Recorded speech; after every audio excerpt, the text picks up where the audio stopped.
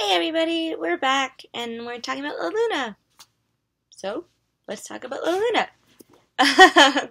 Anyways, the plot of La Luna is about one young boy's first trip to the moon with his father and grandfather. Totally normal, right? Don't you all remember your first trip to the moon with your father and grandfather? Okay, me neither. But anyways, he is part of the family who is charged with sweeping away the stars from the moon. It's a fantastical concept. Whoa. Did you get that? Fantastical concept. Yet it keeps with the Pixar tradition by coming up with a more wondrous explanation for the lunar cycle. They make science fun. Once again, the Pixar team works to tell the story of an everyday occurrence in nature in an imaginative and creative way. So, the main conflict of the film, conflict. Let me say that 5 times fast. The main conflict of the film is about the father and grandfather want to teach the boy in their specific method of doing things, yet the competition leads to more squabbling than teaching. This is a gentle film, though, and the conflict is kept mostly to the background and mostly humorous.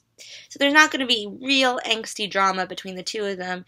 It's just that they both have their particular ways of doing things and want the little boy to do it that way. So part of the charm of the boy protagonist, though, is that he is confident enough and rational enough to roll his eyes at his elders fighting and figure out how to do things on his own.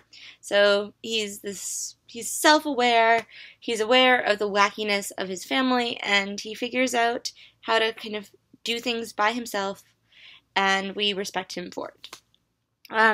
So he learns from the conflict, therefore, without participating in it. The two men teach him an unexpected lesson by driving him away and allowing him to express himself as an individual. So if they thought the lesson was teach him sweep a certain method, what they really taught him was how to find himself.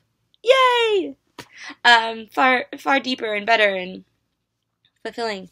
The story, while simple, is still really deep. And it's not as layered as Partly Cloudy, but there are no shortcuts taken, and the characters learn every lesson by action as opposed to dialogue.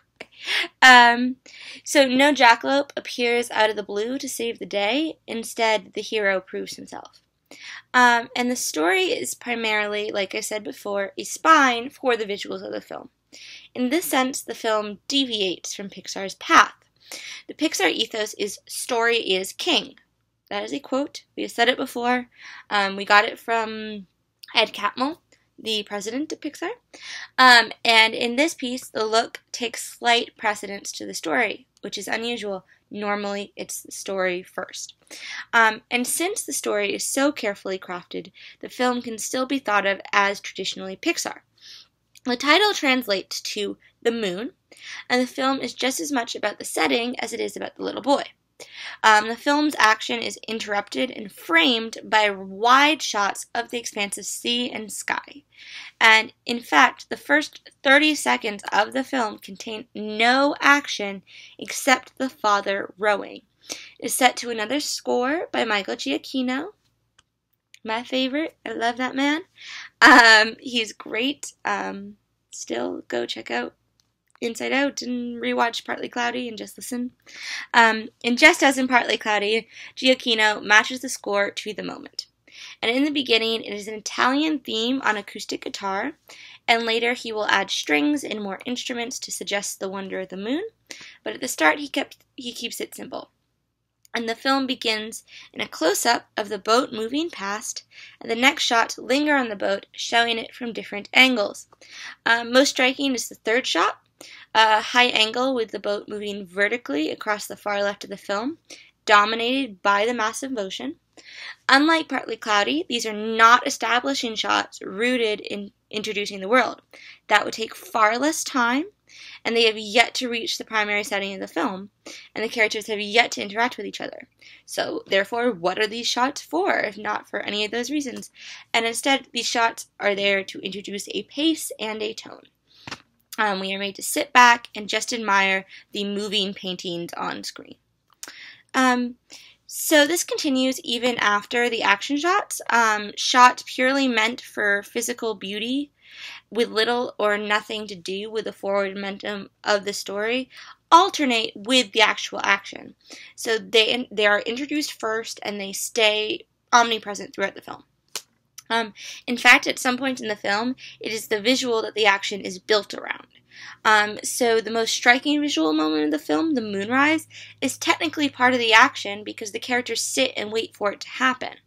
So these very patient shots, the reason, again, another incentive to having a simple story is that these moments that would be really small and like an action-packed Mission Impossible type thing are the point of the story.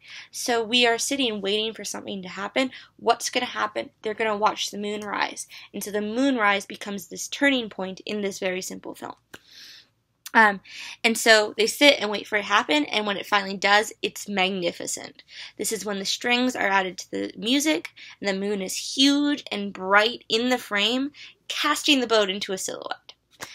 So this is what really captures the difference between La Luna and Partly Cloudy. In La Luna, the environment is the star, not the characters. The moon literally overshadows them, and the characters are physically small in comparison.